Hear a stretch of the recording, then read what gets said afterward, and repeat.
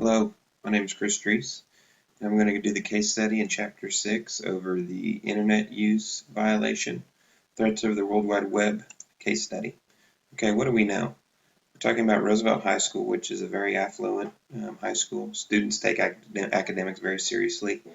Dr. Stephen Forbes is an established and respected principal. Teachers are highly educated and qualified.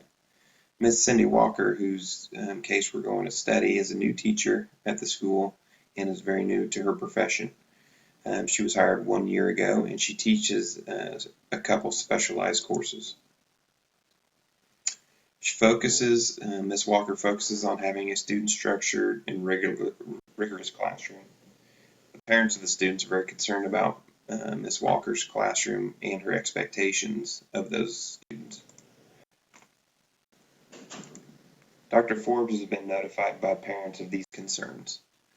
Parents of students are worried about Miss Walker's class, that it's going to jeopardize her potential for being the valedictorian or the salutatorian. What else we should know? Parents are also concerned that this class, the students, is going to have long-term effects on them and their occupational goals. Dr. Forbes has discussed the concerns with the parents of Miss Walker. He's also provided her with some techniques to minimize the student's stress in her classroom. Miss Walker has not successfully implemented these teaching techniques to the students yet, though. Miss Walker receives an anonymous email to view a website. She finds the website to have suggestive comments about her and about her personally and academically. And there's also a written thread that's made on Miss Walker's life. She notified Dr. Forbes about this email. She also gave him a student's name that she believes could have made the website. The students and his friends are supposed to be questioned by Dr. Forbes. Dr. Forbes is then going to ask the district technologist to determine where the email came from. Okay, what else we need to know? We need to know who sent the email, who made the website, who contributed to the comments on the website, and what was the intention of the threat. Identification of the problem. Students and parents are unhappy with Miss Walker's rigorous class. An inappropriate website was created. A written threat was made for Miss Walker's life. Here's the proposed plan of action. After Miss Walker contacted Dr. Forbes, the action should go like this. The superintendent of the school district needs to be contacted next. Then they need to contact the police department, contact the district technologist. An interview of Miss Walker needs to happen. Then I think Miss Walker should be put on administrative leave, and then interview the class's specific students and others potentially involved.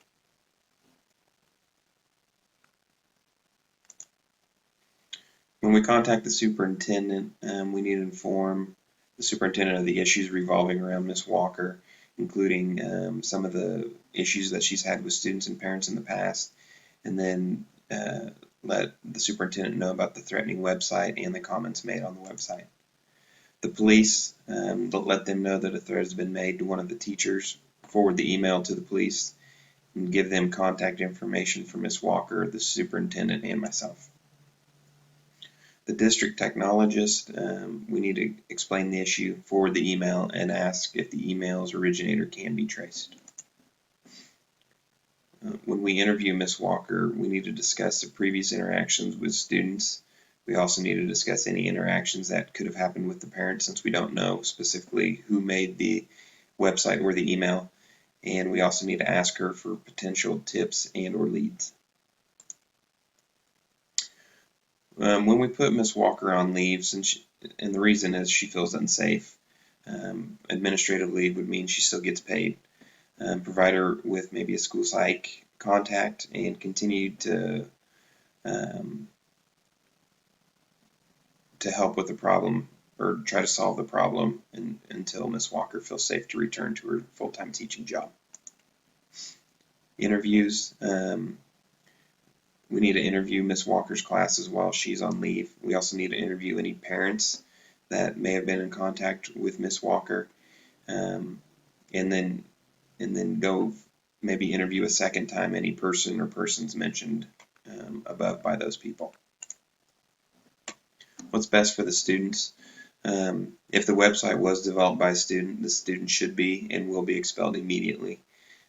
If the website was developed by a parent or maybe an outside source other than a parent, this person needs to be turned over to the local authorities. A threat that is serious needs to be treated as such. This situation needs to serve as an example for all those in the school and in the community that these type of behaviors won't be tolerated. This will also ensure the promoting of the student success. The resolution of the expulsion of a student because of the evidence in the case study, and the supporting evidence is inappropriate use of technology, personal attacks made to a teacher, and a written threat on the teacher's life. When reflecting over this is what I was thinking. The first priority is to correctly identify those people that are involved with the threat. The second priority is to reprimand those individuals. And the last priority is to assess and resolve the issues regarding Ms. Walker's rigorous classroom. What I was feeling, first I was feeling disappointed in those who made the threat with the principal and Ms. Walker's. And then I was also disappointed that Ms. Walker did not implement the different teaching strategies that were suggested to her. I was upset that the website contained personal derogatory comments and a very serious threat was made. And then the last feeling that I had was one that I was feeling unsafe because a life-threatening threat was made. What I was valuing the safety of the teacher, obviously number one, and then the resolution of the conflict, and then the last thing is the motive behind the website and the threat. Why was that created instead of maybe resolved in a different manner? Here are the unresolved issues.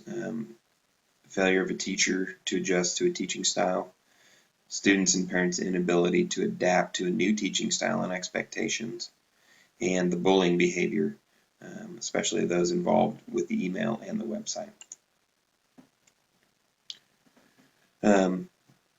I demonstrate a sense of integrity and ethical behavior by listening to my teacher, obtaining evidence of the issue, and contacting the local authorities.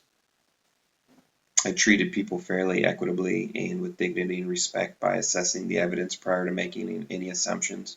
I question all classes, not just those students who have been more often in trouble. And I put Ms. Walker on administrative leave of absence. I demonstrated a personal and professional code of ethics by I was dependable for Ms. Walker. She made the phone call on the weekend, and I answered that phone call right away. Being a leader by contacting the appropriate people to further investigate the action, and I remained neutral during the investigation.